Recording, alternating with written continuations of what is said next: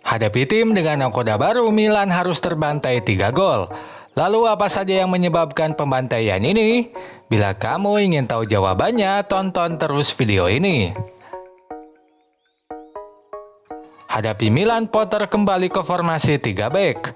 Bedanya kini ia mainkan 2 wingback murni James dan Chilwell di kedua sisi.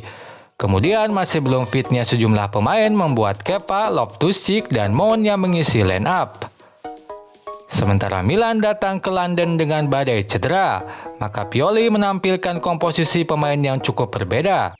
Tatarusanu, Des, Ballatore, dan Krunic ada di 11 pemain awal. Sebelum tertinggal 1 gol, Pioli memainkan Milan dengan low pressing. Milan tidak agresif merebut bola sedari awal lawan menguasainya. Dalam kelonggaran tersebut, build-up dilakukan Potter dengan memainkan lebih dalam kedua gelandang, sementara 2 wingback bermain lebih maju. Hanya saja saat Chelsea sudah unggul, Milan bermain lebih agresif dengan mengejar bola sejak di kotak penalti.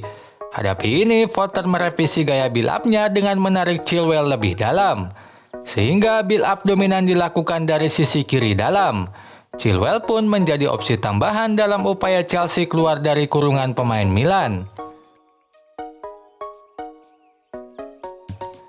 Kondisi ini membuat serangan Chelsea di build up di kiri lalu dialirkan ke kanan.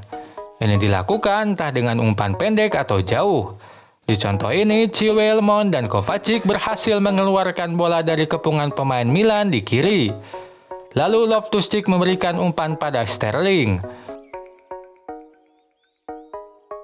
James yang jarang berperan dalam build up bisa segera ada di depan untuk menjadi opsi di sisi kanan.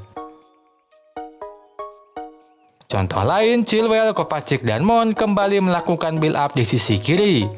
Namun kini bola dialirkan ke sisi kanan dengan umpan jauh. Dan kembali James tersedia di posisi tersebut. Akselerasi 2 wingback utamanya James memang menjadi kekuatan Chelsea di laga ini.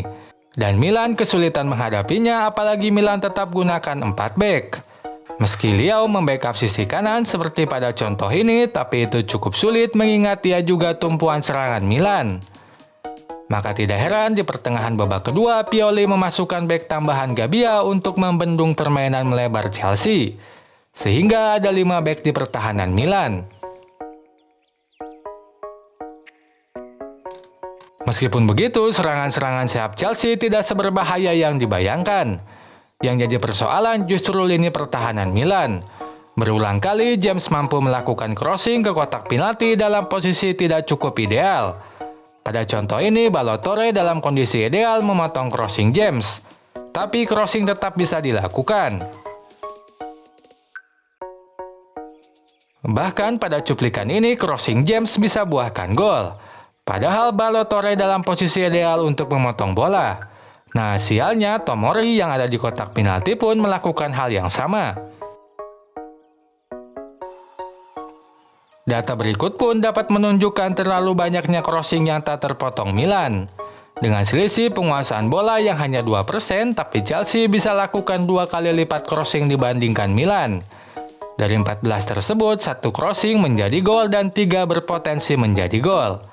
Misalnya pada cuplikan ini, crossing James hampir saja dijadikan gol oleh Mount.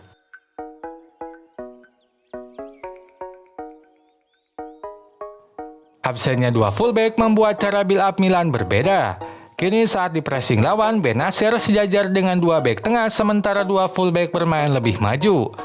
Hal ini berbeda saat Calabria bermain. Calabria lah yang sejajar dengan bek tengah saat build up. Itu pun semakin jelas saat build up sudah dilakukan di tengah lapangan.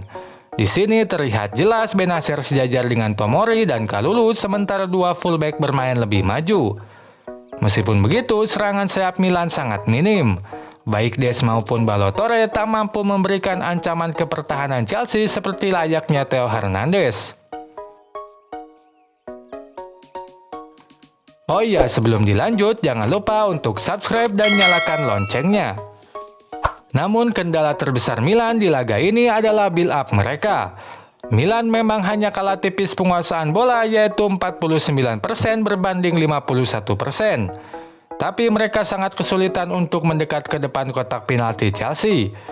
Itu terbukti dari timpangnya arah serangan yang hanya 18% dari tengah. Itu terjadi karena gelandang Milan tak mampu mengalirkan bola di depan kotak penalti lawan. Tiap kali bola dibawa ke depan kotak penalti, bola berhasil terebut atau terpotong. Bukti lain tak mampunya Milan menguasai bola di depan kotak penalti Chelsea adalah tidak adanya tendangan jarak jauh. Padahal opsi ini sangat lumrah dilakukan saat tim kesulitan membuka pertahanan lawan. Tapi Milan tak sekalipun melakukannya karena mereka tak memiliki kesempatan tersebut.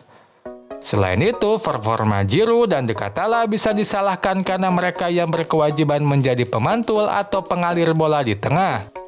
Meski data mencatat keduanya sudah bermain lebih dalam untuk membuka serangan dari tengah, tapi kenyataannya di atas lapangan kontribusi mereka sangat minim.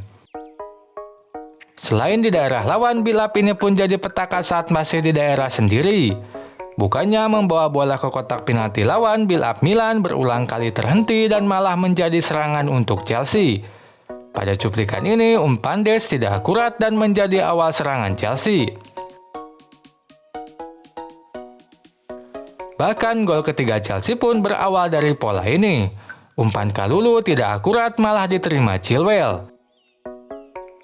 Serangan Chelsea pun terjadi dan gol ketiga tercipta.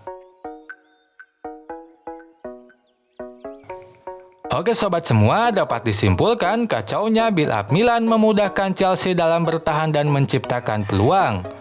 Mengeksploitasi sisi lapangan, Chelsea mampu bobol Milan dari sisi paling kanan.